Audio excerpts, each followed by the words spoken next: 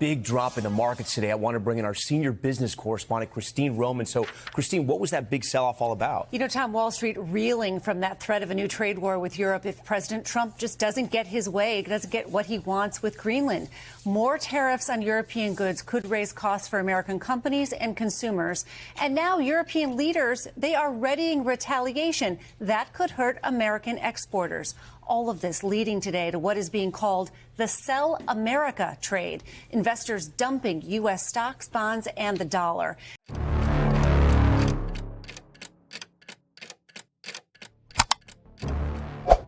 Algunos documentos no llaman la atención por su contenido explícito, sino por el camino institucional que recorren hasta salir a la luz. El 18 de enero, miembros del Subcomité de Comercio Internacional de la Cámara de Representantes tuvieron acceso, por vías no previstas en el procedimiento habitual, a una copia autenticada de un memorándum confidencial elaborado por el Departamento de Estado semanas antes. El documento, destinado originalmente solo a circulares internas entre asesores seniores y directores adjuntos de negociación, alertaba sobre respuestas reactivas coordinadas que podrían adoptar los socios estratégicos de Estados Unidos ante la imposición unilateral de nuevos aranceles sobre insumos industriales de origen asiático y europeo. La existencia del texto en sí no sería inusual en periodos de redefinición arancelaria, pero la forma en que fue estructurado, su lenguaje directo, y el hecho de que se excluyera deliberadamente de los análisis compartidos con los comités responsables en el Congreso, hicieron que su exposición fuera un punto de inflexión. La reacción inicial dentro del comité no se centró solo en el contenido técnico, sino en la forma en que se trató la información dentro de la cadena de mando. La ausencia de un protocolo formal en el envío del memorándum a los órganos de control legislativo se interpretó como un síntoma de un proceso de toma de decisiones alejado de las normas habituales de transparencia interinstitucional. En particular, la decisión de omitir el documento de las sesiones conjuntas con la Oficina del Representante Comercial fue señalada por parlamentarios de diferentes partidos como evidencia de un bypass deliberado, lo que indicaba que los responsables de su elaboración consideraban posible aplicar medidas con impacto directo sobre los tratados multilaterales, sin involucrar los canales tradicionales de validación. El impacto del episodio no se limitó a lo que ocurrió dentro de la sala en ese momento. Pocas horas después de la revelación, las embajadas de los países mencionados en el texto, entre ellos Japón, Alemania y Corea del Sur, solicitaron reuniones de emergencia con representantes del Departamento de Estado en busca de aclaraciones sobre la coherencia de las nuevas directrices con los compromisos asumidos en los dos últimos ciclos del G7 y del Acuerdo Transpacífico. La combinación del silencio institucional previo y el lenguaje asertivo utilizado en el memorándum se interpretó como indicativo de un nuevo patrón de actuación, más centralizado, menos predecible y cada vez más disociado de los procesos de consulta formal que, a lo largo de décadas, han estructurado la actuación diplomática y comercial de Estados Unidos. El memorándum no anunciaba una política, sino que revelaba una forma de operar. En lugar de basar las decisiones en un análisis colegiado entre agencias, parecía consolidar una lógica en la que las medidas son formuladas por núcleos restringidos y solo se comunican a los demás órganos cuando su implementación ya está en marcha. Este desplazamiento del eje decisorio, aunque sutil, encendió una alarma entre los asesores jurídicos de la propia Comisión de Relaciones Exteriores, que comenzaron a revisar los parámetros legales que regulan la autoridad arancelaria del Ejecutivo a la luz de la Ley de Poderes Comerciales de Emergencia. Paralelamente, los estudiosos de la política exterior estadounidense rescataron precedentes poco conocidos de la década de 1980, cuando documentos similares sirvieron de base para reacciones institucionales que se tradujeron en cuestionamientos formales al Poder Ejecutivo por parte del Senado. El carácter anómalo de la situación también se manifestó en la forma en que se discutió el memorándum. A diferencia de otros documentos internos que eventualmente se filtran por vías informales, este se presentó ya autenticado, con metadatos completos, lo que indica que su divulgación provino del interior del propio sistema, y no de agentes externos.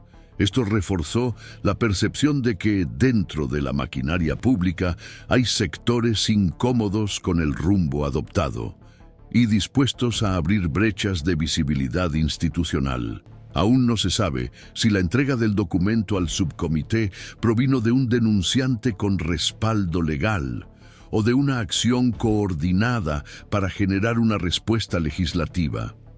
Pero el simple hecho de que esta duda siga abierta es revelador del grado de fricción entre las agencias gubernamentales. A estas alturas, es importante señalar que el contenido técnico del memorándum, las tarifas, los países afectados, los productos enumerados, tal vez sea menos importante que el patrón que expone. Nos encontramos ante un caso en el que se han eludido los canales de validación recíproca entre poderes, en nombre de una supuesta urgencia estratégica que, hasta el momento, no se ha debatido de forma transparente en ningún foro abierto. La consecuencia inmediata de esto es la multiplicación de las incertidumbres. Los representantes de los sectores productivos afectados por las tarifas comenzaron a emitir notas públicas solicitando un mínimo de previsibilidad para ajustar sus flujos de importación. Los grupos de defensa internacional volvieron a discutir la viabilidad de impugnar legalmente las medidas comerciales que no pasaron por el trámite del Congreso. Y los parlamentarios que habían apoyado proyectos recientes de flexibilización arancelaria ahora exigen reevaluaciones formales de los instrumentos legales otorgados al Ejecutivo. Es en este escenario que el memorándum se consolida como un episodio fuera de lo común, no solo por su contenido, sino por la forma en que se inserta en un cambio más amplio de la cultura institucional. A medida que se formulan decisiones con potencial geopolítico sin el respaldo explícito de los canales habituales de deliberación, aumenta el riesgo de que las alianzas históricas se debiliten, no por divergencias de intereses, sino por el ruido en la forma en que se procesan y comunican las decisiones. No se trata solo de revisar una política comercial, sino de comprender cómo se está modificando la arquitectura de la toma de decisiones desde dentro, sin que esto se declare explícitamente como un cambio de doctrina. En un entorno internacional cada vez más sensible a los gestos unilaterales, la forma en que documentos como este circulan dentro del sistema es tan significativa como las decisiones que anuncia. Y comprender este funcionamiento, incluso cuando se da entre líneas, es una parte esencial para seguir lo que está en juego. Por ello, este canal seguirá analizando los movimientos institucionales que a menudo escapan a los titulares, pero que indican profundas transformaciones en el engranaje del poder y en la forma en que éste se comunica con el sistema. Al fin y al cabo, lo que se decide entre bastidores no siempre permanece allí durante mucho tiempo, y cuando sale a la luz, revela no solo el contenido de la decisión, sino también la estructura que la ha hecho posible. A partir de la revelación del memorándum, una red más amplia de actores institucionales comenzó a movilizarse. El primer eje de respuesta se consolidó dentro del propio poder legislativo, donde los líderes de la Comisión de Medios y Recursos solicitaron mediante un escrito oficial, el acceso integral al conjunto de comunicaciones que precedieron a la elaboración del documento. Los parlamentarios que históricamente han defendido la autonomía tarifaria del Ejecutivo ahora exigen aclaraciones sobre el grado de participación del Departamento de Comercio y la Oficina del Representante Comercial en la formulación de las directrices internas que el memorándum esbozaba. La convergencia entre sectores de la Cámara y el Senado en esta demanda indica que la controversia no se limita a divergencias partidistas, sino a la percepción compartida de que se ha producido un desplazamiento relevante en el equilibrio entre transparencia y autonomía operativa. Es en este contexto que se reevalúa el papel de los órganos de control interinstitucionales. El Consejo Nacional de Seguridad Económica, instancia creada precisamente para armonizar las decisiones con potencial repercusión internacional, no fue informado ni consultado sobre la circulación del documento. Esta ausencia de registro de consulta previa llevó a los analistas del Servicio de Investigación del Congreso a reabrir estudios comparativos sobre momentos anteriores en los que se implementaron políticas comerciales sin tener en cuenta los dictámenes técnicos multilaterales. En al menos 2 ocasiones en las últimas 3 décadas, iniciativas similares dieron lugar a revisiones legislativas posteriores destinadas a restringir el alcance de la acción ejecutiva en materia arancelaria. La dimensión institucional de la controversia se amplía aún más si se tienen en cuenta los compromisos multilaterales vigentes. Los términos del Acuerdo Transpacífico, así como las cláusulas específicas de reciprocidad del Tratado Comercial con la Unión Europea, establecen que los cambios arancelarios en los sectores deben comunicarse con una antelación mínima y justificarse sobre la base de informes técnicos accesibles a las partes signatarias. La ausencia de cualquier mención pública a estos requisitos en los últimos anuncios del Ejecutivo ha expuesto a Estados Unidos a críticas formales dentro de la Organización Mundial del Comercio, que ya ha recibido solicitudes de aclaración por parte de 3 países afectados. Esto amplía el alcance de la cuestión. Ya no se trata solo de un problema de proceso interno, sino de posibles infracciones contractuales con impacto en la reputación internacional del país. A partir de este punto, las implicaciones estratégicas comienzan a ser más visibles. Los informes elaborados por grupos de análisis económico del Senado prevén que la adopción unilateral de medidas arancelarias sin coordinación con los bloques aliados tiende a acelerar las iniciativas de regionalización comercial en formatos que excluyen a Estados Unidos de los nuevos flujos. Un ejemplo que se cita cada vez con más frecuencia es la consolidación de acuerdos bilaterales entre países de Asia y la Unión Europea, que han comenzado a explorar mecanismos alternativos de certificación y distribución, precisamente para reducir las vulnerabilidades ante las políticas comerciales inestables de las grandes economías. En este entorno, el riesgo no radica solo en posibles represalias arancelarias, sino en la creación de estructuras paralelas que marginen a Estados Unidos de los espacios de coordinación económica. Esta convergencia ayuda a entender por qué el memorándum ganó relevancia institucional tan rápidamente. No solo anticipa decisiones que aún no se han asumido públicamente, sino que revela una lógica de actuación que puede comprometer los instrumentos tradicionales de influencia económica. Al eludir las instancias de mediación, el Ejecutivo señala que está dispuesto a rediseñar unilateralmente el mapa de las dependencias comerciales, incluso si ello implica costes reputacionales y la desestabilización de alianzas estratégicas. El hecho de que esta decisión vaya acompañada por parte de agencias tradicionalmente consultadas añade una capa de opacidad que dificulta cualquier intento de mediación por parte de actores externos. En el ámbito nacional, este desplazamiento repercute en sectores empresariales históricamente integrados en la planificación estratégica nacional.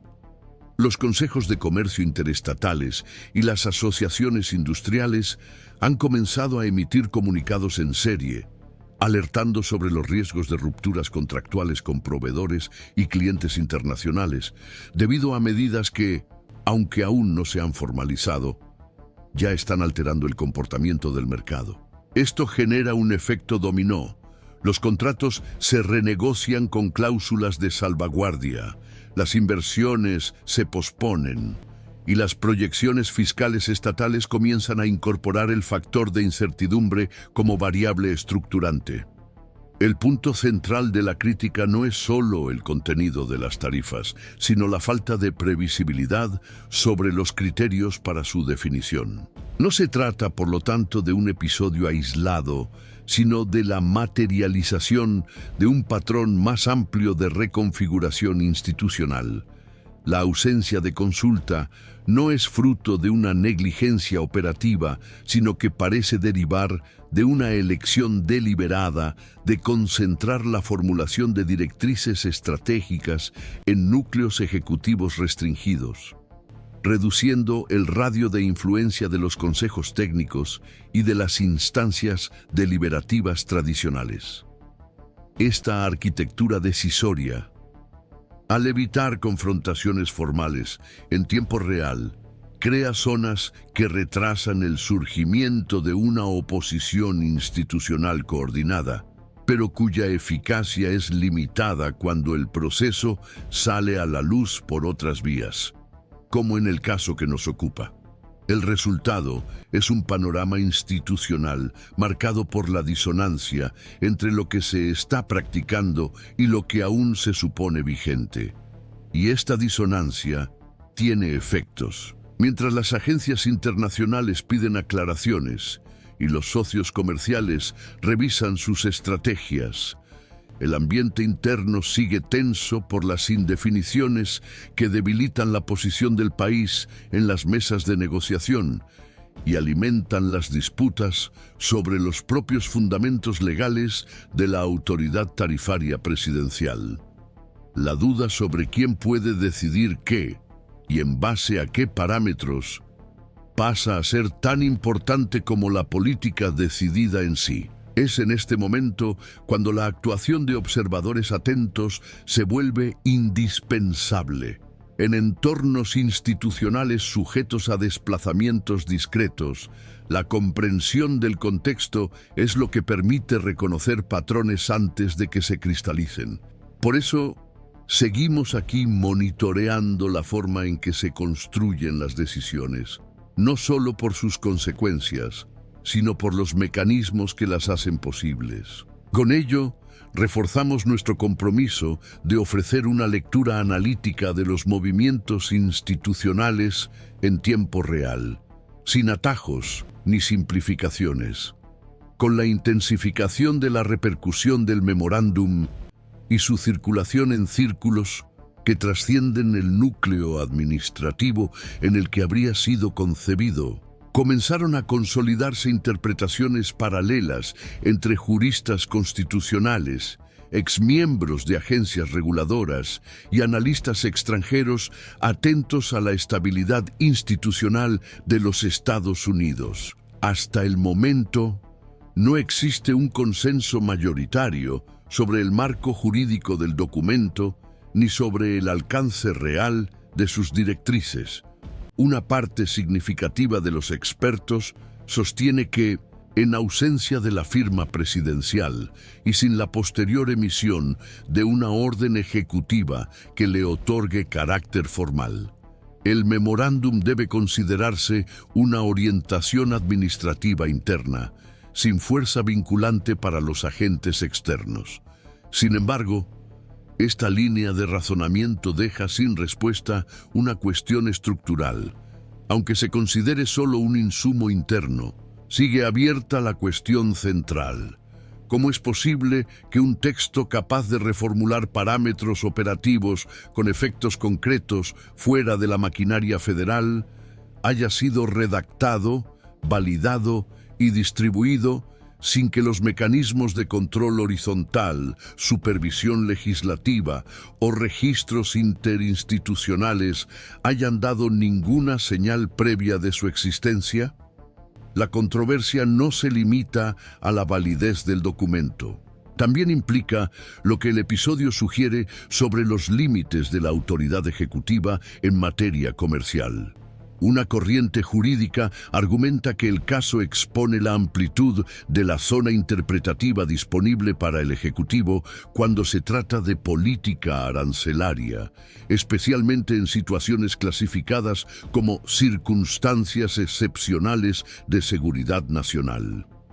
Este marco se apoya en disposiciones ya existentes, como la sección 232 de la Ley de Expansión Comercial, un instrumento que históricamente se ha utilizado de manera más restrictiva, pero que en los últimos ciclos presidenciales se ha aplicado con mayor frecuencia y flexibilidad. Los críticos de esta expansión sostienen que las justificaciones amplias y poco delimitadas dificultan la evaluación de la proporcionalidad y, al mismo tiempo, debilitan el poder del Congreso para supervisar con precisión. Para este grupo, el riesgo no radica en el memorándum en sí, sino en la continuidad de las lagunas normativas en la legislación comercial, que permiten que se ejecuten decisiones de gran impacto con poca previsibilidad y supervisión limitada. En este sentido, la solución exigiría un reequilibrio entre el Ejecutivo y el Legislativo, con una delimitación más clara de los dispositivos ambiguos que sustentan las medidas extraordinarias. Paralelamente a esta lectura jurídica, una interpretación más política ha ganado fuerza entre los analistas de estrategia y diplomacia. En este enfoque, el memorándum se entiende como parte de un reposicionamiento del Ejecutivo ante la multiplicación de pactos regionales que avanzan sin la centralidad tradicional de Estados Unidos. Según esta perspectiva, crece dentro del gobierno la valoración de que el mantenimiento de la influencia estadounidense en las cadenas productivas globales depende menos del modelo multilateral clásico, a menudo lento y condicionado por compromisos recíprocos, y más de la capacidad de inducir resultados por medios unilaterales, aunque ello implique un desgaste diplomático. Esta hipótesis describe el caso no como una ruptura declarada, sino como una adaptación a un entorno multipolar, en el que la previsibilidad institucional cede el paso a medidas experimentales y respuestas rápidas. El problema es que este método, al reducir la transparencia del proceso y debilitar la cadena pública de responsabilidad, aumenta el riesgo de impugnaciones legales, conflictos interinstitucionales e inestabilidad reputacional. El debate se organizó así en torno a dos ejes que siguen abiertos. El primer eje se refiere a la legalidad del procedimiento. ¿Qué autoridad autorizó la elaboración? ¿Qué instancias revisaron el contenido? ¿Qué órganos fueron consultados? ¿Y por qué no hay un registro compatible con el alcance del texto? El segundo eje se refiere a la legitimidad del método. Si el uso de instrumentos discretos, sin anuncio formal y con baja visibilidad institucional, representa un mecanismo necesario en un escenario geopolítico acelerado, o si indica un deterioro del estándar de gobernanza y control. Mientras estas cuestiones siguen sin resolverse, el Congreso ha iniciado audiencias exploratorias centradas en determinar responsabilidades, comprender la participación de los organismos implicados y delimitar posibles vías de contención. Paralelamente, Organizaciones jurídicas y centros de investigación han comenzado a elaborar dictámenes independientes para evaluar los riesgos de judicialización, las debilidades administrativas y las posibles violaciones procedimentales. La situación se complica aún más por el hecho de que Estados Unidos opera bajo una estructura federal. Los cambios operativos en la política arancelaria no producen efectos uniformes. Cada estado tiende a sentir impactos distintos según su composición industrial, su dependencia de insumos importados, su posición en las cadenas logísticas y el perfil de sus sectores productivos. Esto aumenta la fricción entre los representantes estatales y refuerza las presiones políticas en favor de la previsibilidad, ya que parte de los efectos se manifiestan en forma de aumento de los costes y reorganización de los contratos, mientras que otra parte puede generar escasez puntual, retrasos logísticos e inestabilidad productiva. Esta asimetría amplía el coste político del silencio institucional y refuerza la exigencia de una respuesta coordinada. A nivel internacional, los observadores externos comenzaron a tratar el memorándum como una prueba de consistencia institucional. En sus declaraciones diplomáticas, Estados Unidos reafirma su compromiso con un sistema internacional basado en normas, estabilidad jurídica y previsibilidad regulatoria. Sin embargo, a nivel interno, episodios como este alimentan la percepción de un distanciamiento entre el discurso y la práctica administrativa. Esta disonancia debilita el liderazgo estadounidense en los ámbitos multilaterales y abre espacio para que otros actores disputen la centralidad normativa en el sistema comercial global. Algunos analistas consideran que, si no se da un tratamiento institucional claro al caso, este puede acelerar una tendencia ya en curso: la fragmentación regulatoria del comercio internacional, con bloques regionales que consolidan sus propios regímenes de coordinación arancelaria, normas de conformidad y modelos de gobernanza cada vez más autónomos. Hasta ahora, no hay indicios de que el Ejecutivo tenga intención de dar marcha atrás en las directrices esbozadas en el memorándum. Tampoco se ha anunciado ningún procedimiento interno de revisión, suspensión o auditoría que indique un cambio de rumbo. El silencio persiste, incluso ante el aumento de las peticiones de aclaraciones. Esta actitud ha generado malestar entre exdiplomáticos y antiguos miembros del servicio exterior, que alertan del riesgo de una corrosión gradual de la credibilidad internacional de Estados Unidos, si la gestión sigue siendo opaca. Por otro lado, algunos sectores del gobierno defienden, de forma reservada, que el nuevo patrón de actuación refleja un cambio estructural del entorno geopolítico y que la velocidad de reacción se ha convertido en un activo estratégico tan importante como la formalidad de los procesos. En última instancia, el memorándum pone de manifiesto un antiguo dilema institucional, ahora agravado: la tensión entre la agilidad en la toma de decisiones y el control. Los núcleos ejecutivos tienden a considerar deseable la capacidad de actuar con rapidez, respondiendo a las presiones externas y a los cambios de escenario con decisiones inmediatas. Sin embargo, cuando esta agilidad se materializa sin mecanismos verificables de supervisión y sin instrumentos claros de seguimiento, la legitimidad de las decisiones se debilita y la previsibilidad institucional se deteriora.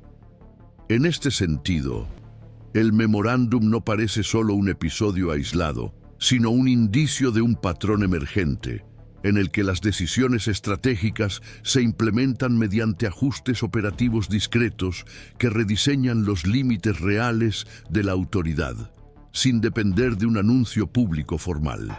El caso sigue sin resolverse. Las audiencias parlamentarias continúan en su fase inicial. Las solicitudes formales de aclaración por parte de los países aliados esperan respuesta. Y el Congreso parece dividido sobre la estrategia a adoptar. No está claro si se hará un esfuerzo por restaurar los protocolos tradicionales de consulta y registro, o si el episodio consolidará un nuevo patrón informal de toma de decisiones, orientado más por la conveniencia táctica que por la arquitectura normativa. Lo que está en disputa, por lo tanto, no es solo una directriz arancelaria específica, sino el modelo por el cual las decisiones estratégicas se construyen, legitiman y comunican en el centro del poder estadounidense. Seguiremos monitoreando estos acontecimientos con atención a las señales administrativas que suelen preceder a cambios institucionales más profundos. En escenarios de transición, comprender lo que no se explica y lo que no se registra puede ser tan determinante como analizar el contenido divulgado formalmente.